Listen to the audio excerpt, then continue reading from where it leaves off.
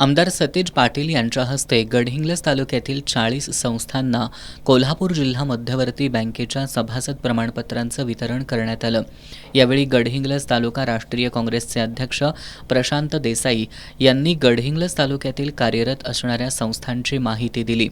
गोकुळ आणि केडीसीसी बँकेत सर्वसामान्य निष्ठावंत कार्यकर्त्यांना संधी देण्याचं काम आमदार सतेज पाटील यांनी केलं असल्याचं त्यांनी सांगितलं। आमदार सतेज पाटील यांनी यावेळी बोलताना केडीसीसी बँक आणि गोकुळच्या माध्यमातून सामान्यांच्या जीवनात आर्थिक समृद्धी आणत त्यांना न्याय देण्याचं काम करत असल्याचं सांगितलं।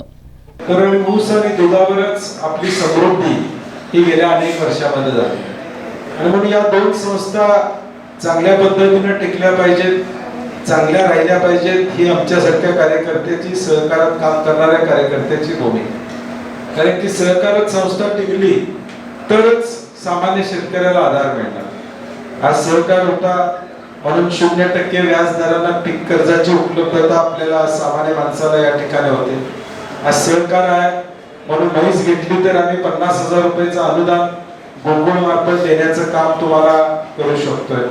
या सगळ्या गोष्टी सहकारी संस्था असल्यामुळे शक्य होतं आणि म्हणून या दोन्ही संस्था टिकल्या पाहिजेत ही आम्हा कार्यकर्त्यांची भूमिका आहे। आज जिल्हा मध्यवर्ती बँक जवळजवळ 10,000 कोटीच्या ठेवी जिल्हा मध्यवर्ती बँकेच्या झालेल्या आहेत आणि राज्यामध्ये एक चांगली बँक म्हणून आम्ही सगळेजण चालवतो। गोकुळमध्ये सत्तांतरानंतर उत्पादक हिताचा कारभार सुरू असल्याचं सांगत आपण सत्याची बाजू घेऊन पुढे जाऊया असं आवाहन आमदार सतेज पाटील यांनी केलं। तुम्हाला सोप्या भाषेत सांगायचं झालं तर एक मुंबईमध्ये दूध इथनं जातं आपलं, ते तिथं पिशवीत भरून विकायसाठी एका दुसऱ्या कंपनीला कॉन्ट्रॅक्ट गेले 20-25 वर्ष। मी म्हटलं कशासाठी आपण त्यांना देतोय, आपण जागा विकत घेऊया, आपण करूया स्वतः, आपली ताकद आहे ते करायची। तुम्हाला आश्चर्य वाटेल 18 कोटीची जागा आम्ही घेतली। किती? 18 कोटी। त्याच्यात 18 कोटीची मशिनरी घातली। झालं किती? त्याला आणि 2-3 कोटी महापालिकेच्या परवानग्या वगैरे असा 40 कोटी खर्च आला। आमचं 3 वर्षात पैसे भेटले। किती वर्षात? आता ती जागा गोकुळच्या मालकीची झाली। त्या जागेत आता येणार उत्पादन आपलं कायमस्वरूपी आपलं ते पूर्वी असणारे दुसऱ्याला देत होते करायला हे सगळं, म्हणजे दर आता आपण आपलं सत्याची बाजू घेऊन पुढे जायचं। जे चांगलं आहे ते लोकांच्या पर्यंत घेऊन जायचं, जे सत्य आहे ते लोकांच्या पर्यंत या ठिकाणी घेऊन जायचं। आणि मग माझा लढा जो काय चाललाय तो या जिल्ह्यातल्या सामान्य गरीब शेतकऱ्यांना न्याय मिळाला पाहिजे, त्यांच्या हातात 4 पैसे मिळाले पाहिजेत ही माझ्यासारख्या कार्यकर्त्याची भूमिका। शेतकऱ्यांच्या संस्था या वाचल्या पाहिजेत हा प्रमुख उद्देश माझ्यासारख्या कार्यकर्त्याचा प्रामुख्याने आहे। गडहिंग्लज पंचायत समितीचे माजी उपसभापती विद्याधर गुरबे यांनी गोकुळच्या अध्यक्षपदाचा राजीनामा देताना अरुण डोंगळेंनी घेतलेल्या भूमिकेबद्दल नाराजी व्यक्त केली। आज या ठिकाणी 2 वर्ष डोंगरे साहेब चेअरमन असताना त्याला कधीच वाटलं नाही मी महायुतीचा आहे आणि राजीनामा देताना महायुतीचा चेअरमन पाहिजे, नवीन काय जादू नाही।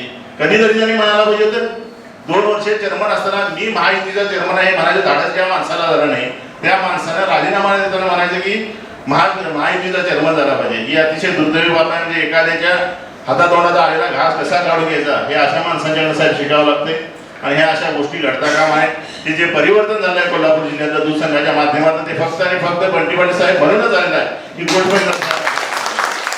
गडहिंग्लज तालुका काँग्रेसचे अध्यक्ष प्रशांत देसाई यांनी काँग्रेससोबत राहणाऱ्या कार्यकर्त्यांच्या भावना मांडताना निष्ठावंत कार्यकर्ते सत्ता असली नसली तरी काँग्रेसशी एकनिष्ठ असल्याचं सांगितलं।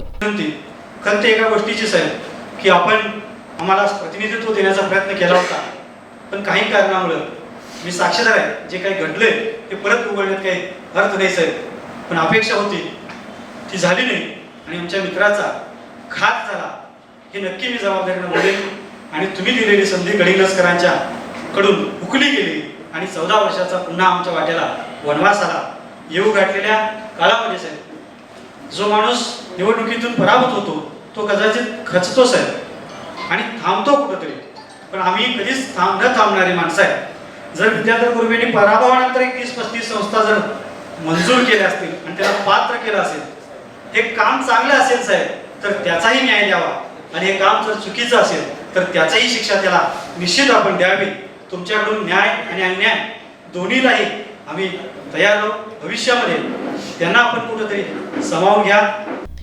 यावेळी अजिंक्य चव्हाण, फतेसिंह नलवडे, रामचंद्र परीट, रंगराव नाईक, शिवाजी सावंत, रामदास पाटील, गजानन पाटील, नागराज जाधव, प्रवीणकुमार चिमणे यांच्यासह KDCCचं सभासदत्व मिळालेल्या संस्थांचे पदाधिकारी आणि कार्यकर्ते उपस्थित होते.